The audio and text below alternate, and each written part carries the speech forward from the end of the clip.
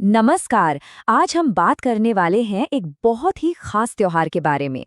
एक ऐसा उत्सव जो किताबों, संगीत और कला का जश्न मनाता है। जी हाँ, हम बात कर रहे हैं सरस्वती पूजा की। चलिए साथ मिलकर जानते हैं कि ज्ञान का ये त्योहार आखिर इतना खास क्यों है। सोचिए, हर साल 23 जनवरी को पूरे भारत में एक एक अनोखी भेंट चढ़ाई जाती है। और ये कोई आम भेंट नहीं है, इसका मतलब कहीं ज्यादा गहरा है। ये भेंट धन दौलत की नहीं, बल्कि ज्ञान की है, बुद्धि की है, विवेक की है। तो आखिर ये कौन सा उत्सव है जो ज्ञान को ही सबसे बड़ा धन मानता है? बिल्कुल, यही तो है सरस्वती पूजा। तो ये तारीख ध्यान में रखिएगा, 23 जनवरी। इस दिन पूरे भारत में छात्र, कलाकार और हर कोई जो कुछ सीख रहा है वो एक साथ आता है। तो सवाल ये है कि सरस्वती पूजा असल में है क्या? इसे समझने के लिए सबसे पहले ये जानना जरूरी है कि इस दिन के केंद्र में कौन है। ये हैं देवी सरस्वती, ज्ञान, संगीत, कला, बुद्धि और विद्या की देवी। उन्हें सीखने का मतलब लर्निंग का परम स्रोत माना जाता है। कहते हैं कि सीखने की हमारी हर कोशिश को वही प्रेरित करती हैं। और उनके स्वरूप में ही उनका पूरा सार छिपा है। देखिए, उनके हाथों में जो वीणा है वो कला और संगीत में महारत का प्रतीक है। वेद जो है वो यूनिवर्सल नॉलेज यानी सार्वभौमिक ज्ञान को दर्शाते हैं। जो माला है वो ध्यान और आध्यात्मिकता की शक्ति बताती है। और कमंडल वो पवित्रता और सही गलत में फर्क करने की समझ का प्रतीक है। ठीक है, तो ज्ञान के लिए इतनी गहरी श्रद्धा है, पर इसे मनाया कैसे जाता है? क्या-क्या होता है इस दिन? चलिए, अब इस दिन के रिचुअल्स यानी अनुष्ठानों पर एक नजर डालते हैं। देखिए, इस पूजा का जो मेन गोल है, जो लक्ष्य है, वो है देवी सरस्वती का आशीर्वाद पाना, ताकि बुद्धि तेज हो, क्रिएटिविटी बढ़े और पढ़ाई लिखाई में सफलता मिले। पूजा का दिन ना कई स्टेजेस में पूरा होता है। सबसे पहले देवी की मूर्तियों को सजाया जाता है।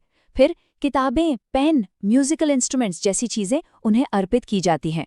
इसके बाद प्रार्थनाएं होती हैं और फिर खिचड़ी जैसा पारंपरिक भोजन सब मिलकर खाते हैं। और हाँ, एक बहुत ही खास रस्म है विद्यारंभ, जिसमें छोटे बच्चों को पहली बार अक्षर ज्ञान कराया जाता है। मतलब उनकी सीखने की दुनिया में पहली एंट्री होती है।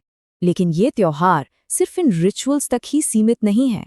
इसमें कई छोटे छोटे लेकिन बहुत पावरफुल सिंबल्स भी जुड़े हुए हैं। खास तौर पर रंगों का बहुत महत्व है। इस दिन दो रंग छाए रहते हैं, सफेद और पीला। सफेद रंग जो देवी सरस्वती के वस्त्रों और उनके कमल का रंग है, वो पवित्रता, शांति और सच्चे ज्ञान का प्रतीक है। और पीला रंग वो गेंदे के फूलों और लोगों के कपड़ों में दिखाई देता है। ये एनलाइटनमेंट, ऑप्टिमिज्म और हाँ, वसंत के आने की खुशी का प्रतीक है। और एक बहुत ही दिलचस्प परंपरा है। पूजा हो जाने के बाद उस दिन किताबों को हाथ नहीं लगाया जाता। ऐसा क्यों? ये ज्ञान के जो टूल्स हैं, हमारी किताबें, उनके प्रति एक गहरा सम्मान दिखाने का तरीका है, मानो उन्हें भी एक दिन का आराम दिया जा रहा हो। तो इन सभी रिचुअल्स, प्रतीकों, इन सब का निचोड़ क्या है? मतलब कोर टेकअवे क्या है? असल में ये सिर्फ एक पूजा पाठ या अनुष्ठान नहीं है, ये उससे कहीं बढ़कर है। ये ज्ञान की खोज का, द परस्यूट ऑफ नॉलेज का एक कल्चरल सेलिब्रेशन है।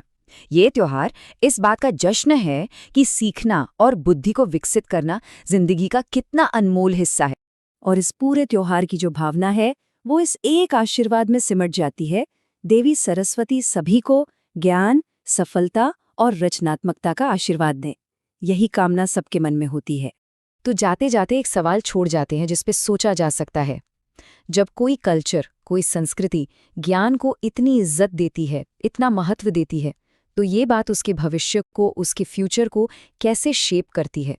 ये एक बड़ा सवाल है जो सरस्वती पूजा की विरासत के बारे में बहुत कुछ बताता है।